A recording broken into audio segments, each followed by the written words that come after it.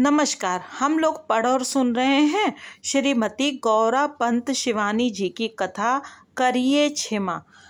हम लोगों ने अभी तक सुना श्रीधर और हीरावती के बारे में।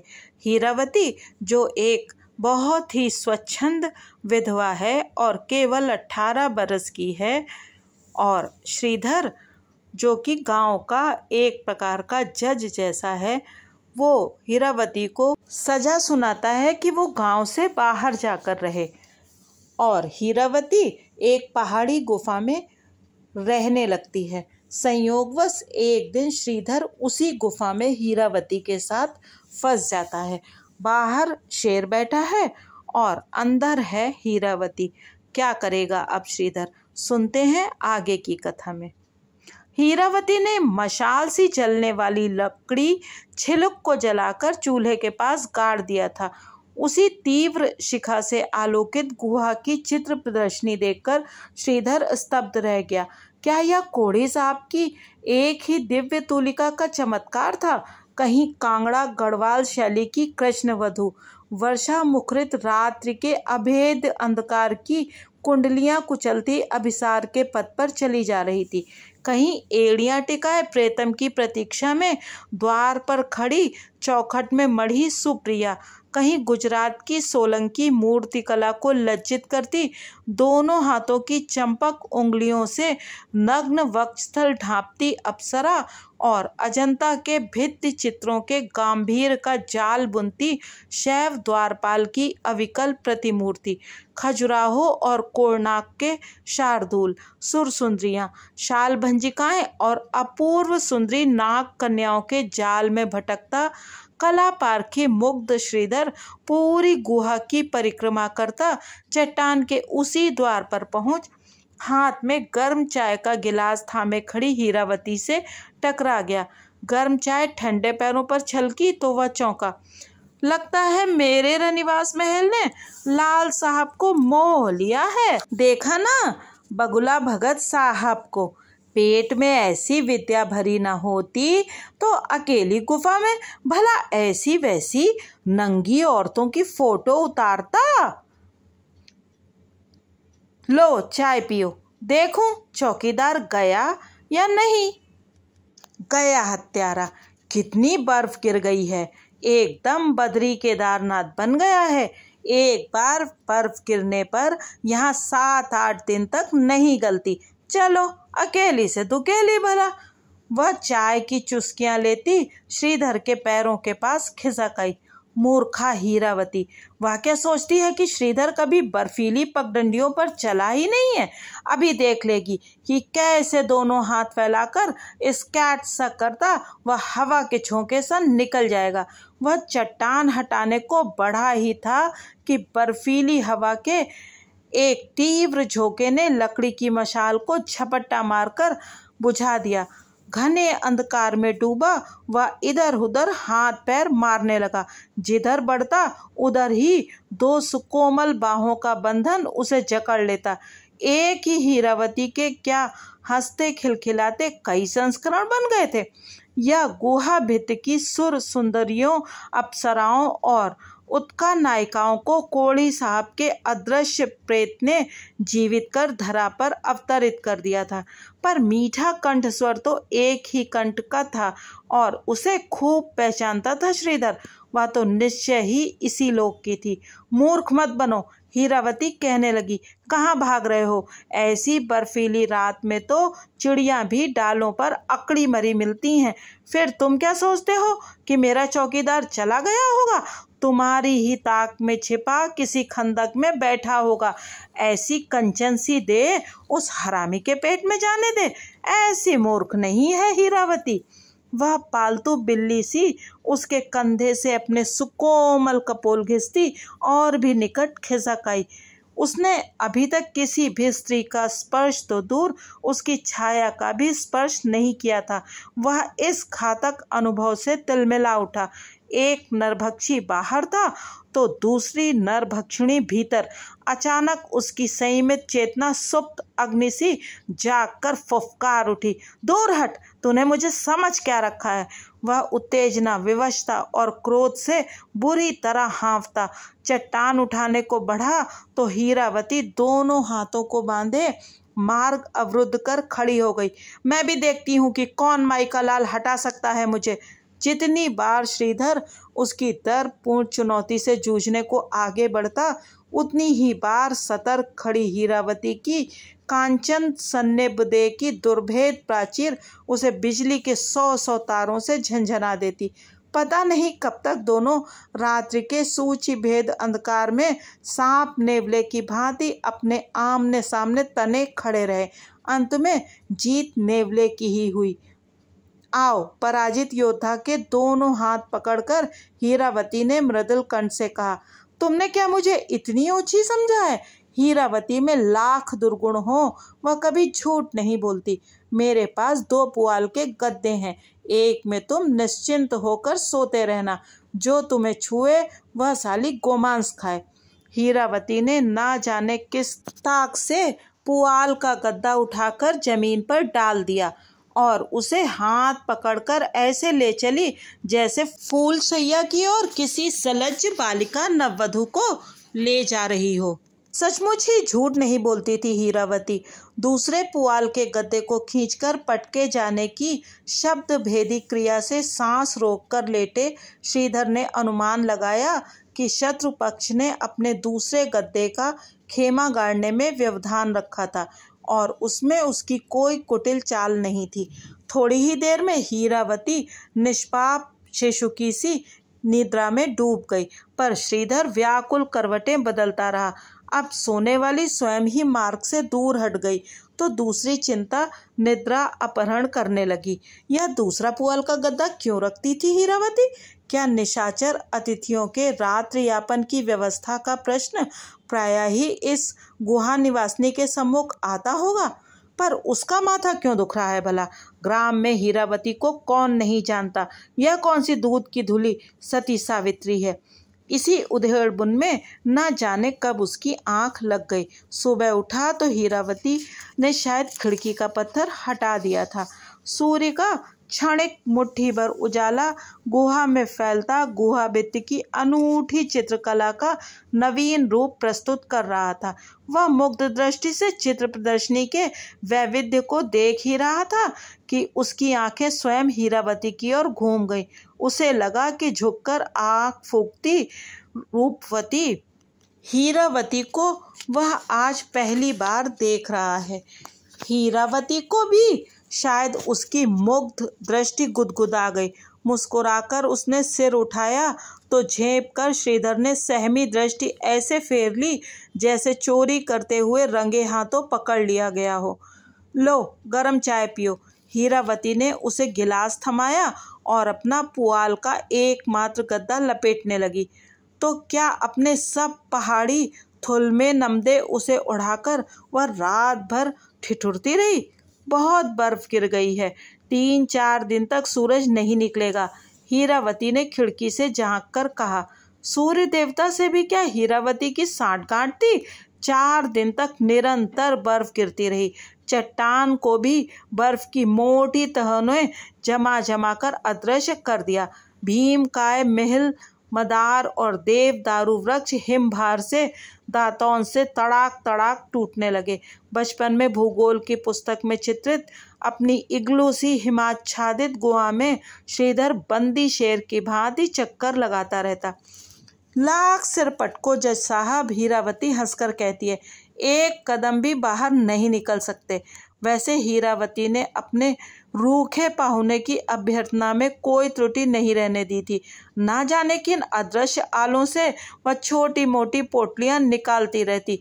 दाख, अखरोट, जर्दालू, भुने काजू, खोए के पेड़े, सोहन हलवा, भाड़ में भुंजी पहाड़ी गेठी और धानी नमक वह सुर दुर्लभ खाद्य सामग्री उसकी मेजबान ने रुद्राक्ष की माला जपकर नहीं जुटाई होगी, यह खूब समझता था श्रीधर। ऐसी हराम की कमाई को वह भला हाथ कैसे लगाता। 2 दिन उसने काली चाय के अधसेरी गिलास घटक कर काट दिए। सूखा सा मुंह लटकाए हीरावती भी भूखी ही सो जाती। पर तीसरे दिन हीरावती ने सोए हुए शत्रु पर ही आक्रमण कर दिया। श्रीधर के उठने से पहले ही उसने न जाने किन किन खुशबूदार पहाड़ी गंधरेणी और जम्बू के ऐसे मसालों से सब्जी छौंक दी कि श्रीधर अपने सारे संस्कार और नाज नखरे भुला बिसरा कर रह गया। पहाड़ी खट के पिसे गेहूं की सोंधी सोंधी मक्खन चुपड़ी रोटी पर सब्जी धरकर हीरावती ने अतिथि के दोनों पैर पकड़ लिए। क्यों भूखे प्यासे बैठे हो लाल साहब, मैं क्या डोमनी हूँ? फिर तुम तो गांधी बाबा के भक्त हो, वो तो कोई छुआछूत नहीं मानते। इस दलील ने श्रीधर को पराजित कर दिया। फिर तो पता नहीं एक के बाद एक वह कितनी रोटियां चट कर गया। शायद हीरावती के लिए कुछ बचा ही नहीं। खा पीकर वह सोया तो कुंभकर्णी नींद पूरी होने का नाम ही नहीं लेती थी। गुहा के अंधकार में रात्रि और दिवस के अंतर का प्रश्न ही नहीं उठता था। पर उस दिन पता नहीं क्यों हीरावती ने नित्य की मशाल भी नहीं जलाई थी।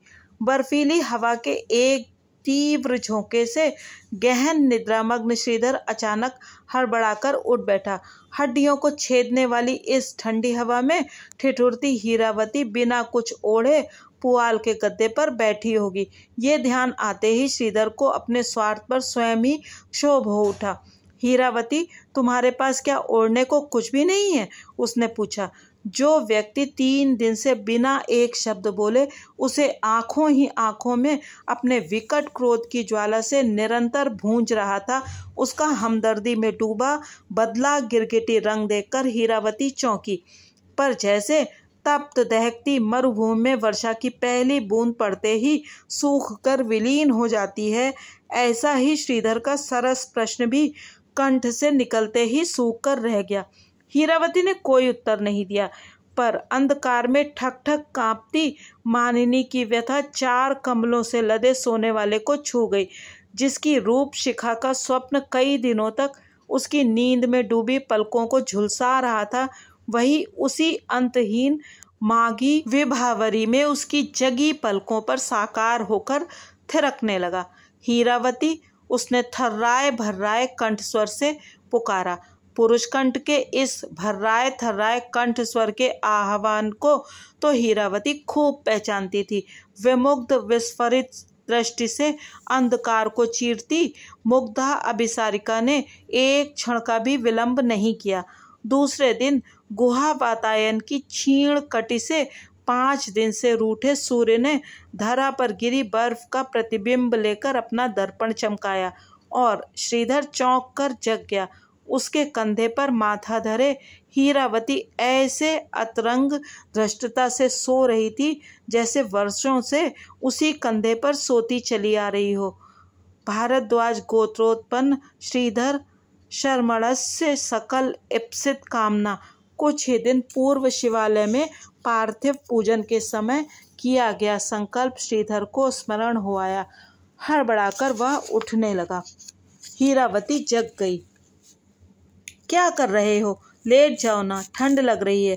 दोनों हाथों से उसे जकड़कर उसने फिर अपने पार्श्व में सुला दिया।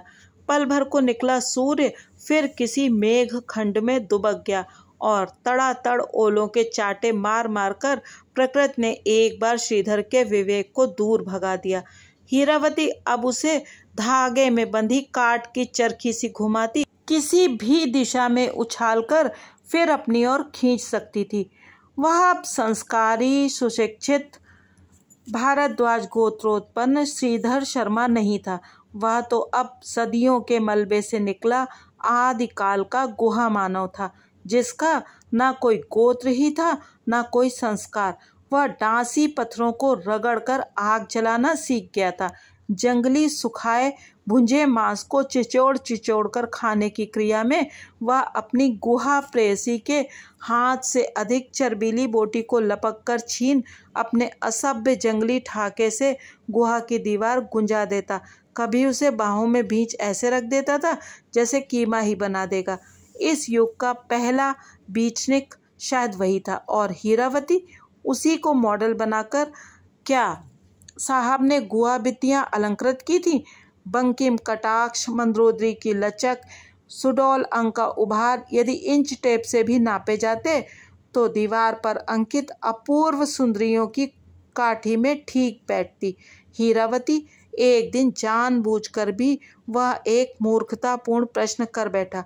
वह तो जानता था कि हीरावती कभी झूठ नहीं बोलती। गांव वाले जो तेरे लिए कहते हैं वह क्या सच है हीरावती? हीरावती का चेहरा भक पड़ गया। इतने आमोद प्रमोद के उत्सव के बीच जैसे उसे किसी ने झोंटा पकड़कर जमीन पर घसीट लिया हो। वह एक शब्द नहीं बोली। रक्तहीन कपोलों पर टपकते आंसुओं ने ही श्रीधर के प्रश्न का उत्तर दे दिया।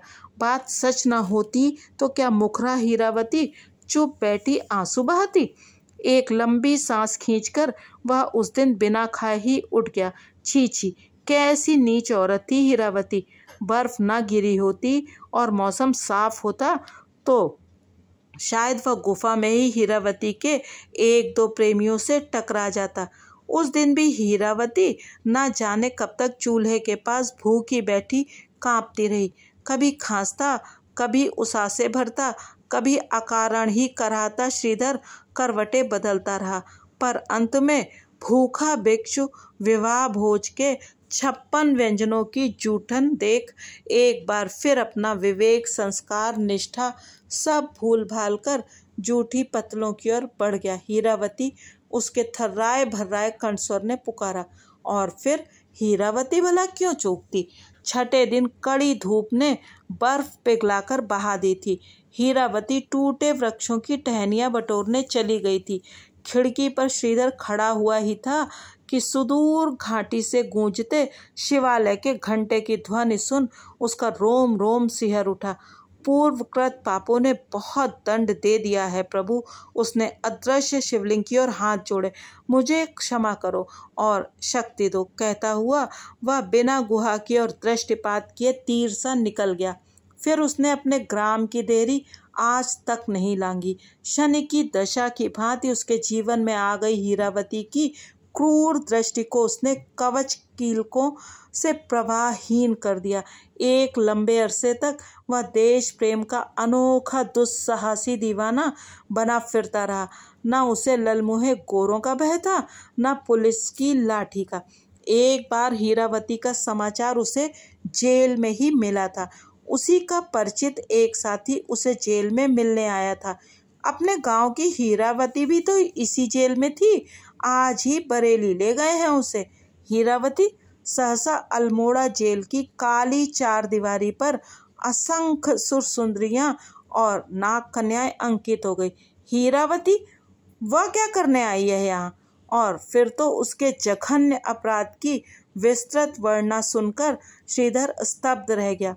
अलकनंदा में अपने नवजात शिशुपुत्र की मूड़ी डुबोए हीरावती को ग्राम के डाकिये ने देखा और जब तक वह भागकर पटवारी को बुला लाया, नन्ही लाश को तीव्र लहरें अदृश्य कर चुकी थी।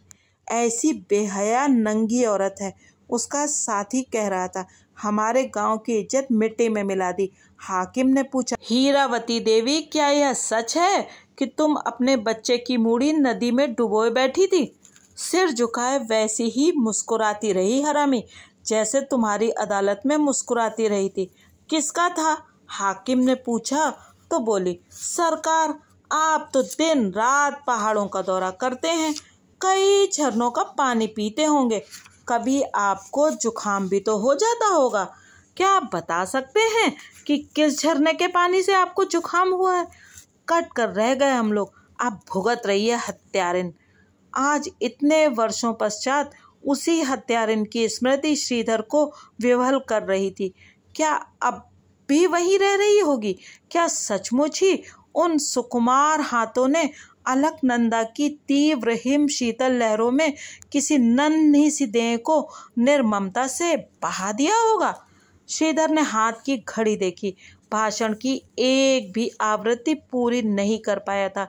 ना जाने किन किन चिंताओं के गड़े मुर्दे उखाड़ने में स्वयं ही सिरदर्द मोल ले लिया।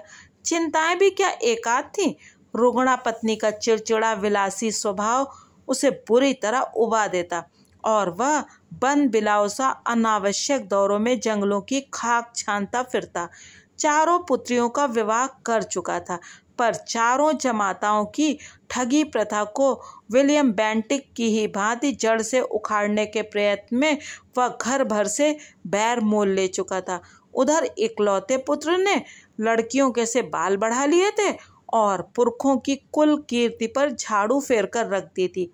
विद्यार्थियों की हड़ताल हुई तो काला झंडा लिए उसके कुल दीपक ने स्वयं पिता का पुतला जला विद्यार्थी समाज में अपना विशिष्ट स्थान बना लिया था। जहां नेता का पद प्राप्त करने में पिता को सर्वस्व त्यागना पड़ा था, वहां पुत्र ने 3 ही दिन में 7 बसें जला, असंख्य सरकारी इमारतों के बेंच तोड़, एक रेलगाड़ी उलट नेता का सर्वोच्च पद अनायास ही प्राप्त कर लिया था। उसी अशांति से बचने श्रीधर सिर मुड़ाकर घर से भागा तो ओले पड़ने लगे।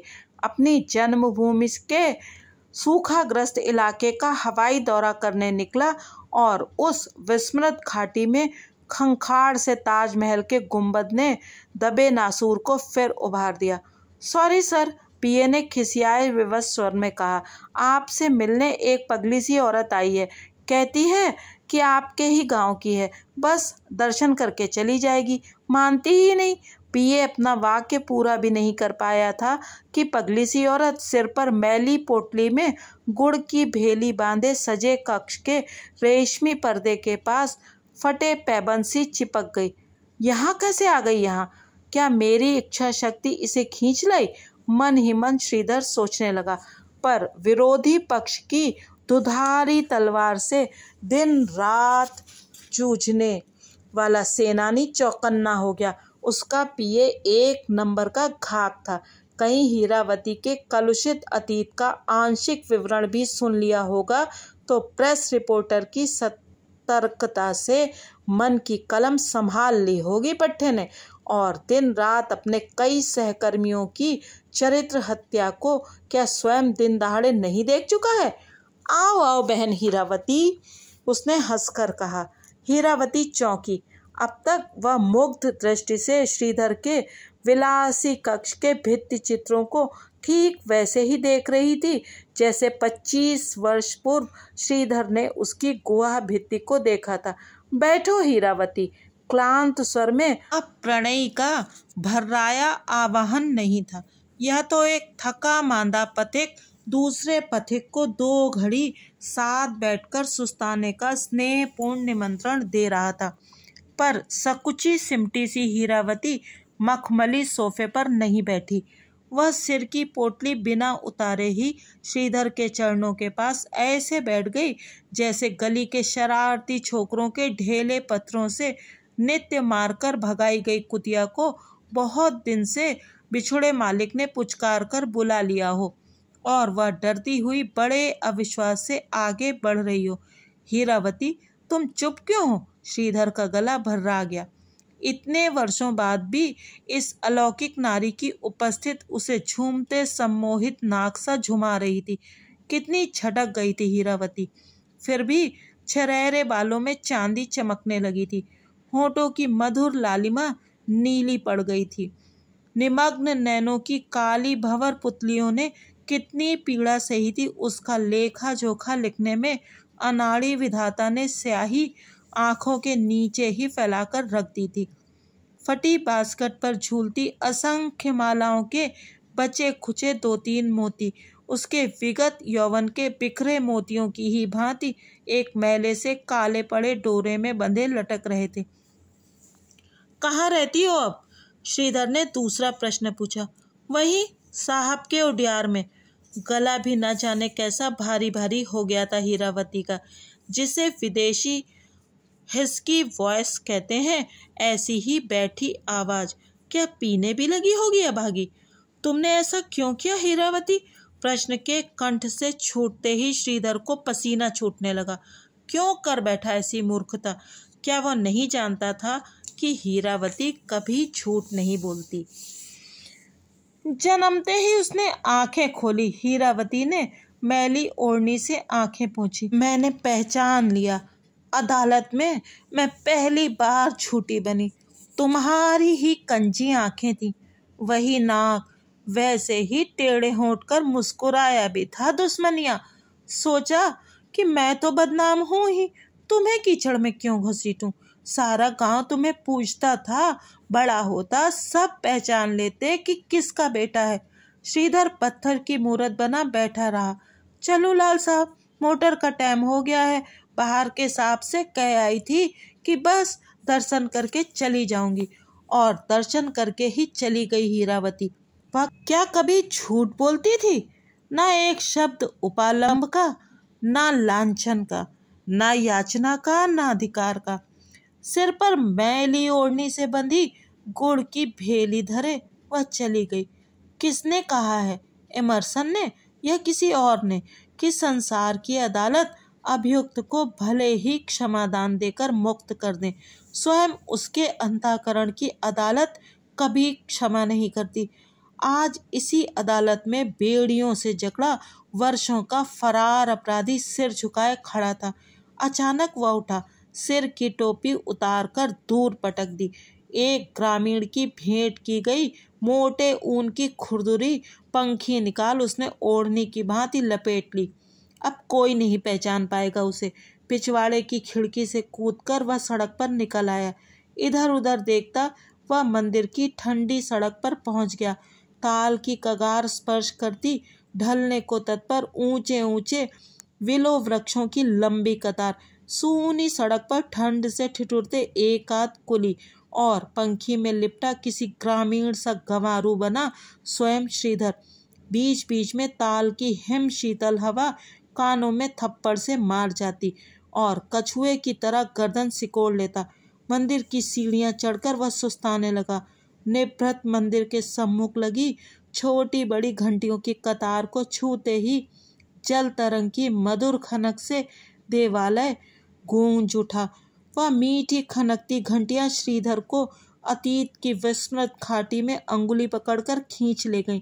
इसी गुहा स्थित पाषाण देवी की स्निग्ध सिंदूरी मूर्ति के सम्मुख नतमस्तक हो उसने कितना कुछ मांगा है। पुत्रियों के लिए वर, कर्कशा पत्नी से मुक्ति, कुपुत्र को सन्मति, चुनाव की जीत, पर अब ना तो मोक्ष की आकांक्षा है न वैभव की। पंखी में लिपटा दीन दरिद्र याचक आंखें मूंदे मूर्तिवत खड़ा रहा। क्षण भर को उसे लगा कि शरीर से उपस्थित ना होने पर भी काला फटा लहंगा फटफटाती सिर पर मैली पोटली में गुड़ की भेली धरे डरी सहमी उसकी आदर्शनी गुहा प्रेसी उसके पास सटकर बैठी करुण स्वर में गा रही है, कैया नी कैया, करिया नी करिया, करिए क्षमा, क्षमा क्षमा मेरे प्रभु। तो ये कहानी थी हीरावती की। आशा है आप सब लोगों को अच्छी लगी होगी। मैं ऐसी ही और बहुत सी कहानियाँ आपको सुनाती रहूँगी, पर हाँ, कृपया चैनल को सब्सक्राइब जरूर कर लें और लाइक करें और कमेंट के द्वारा मुझे अपनी राय देते रहें।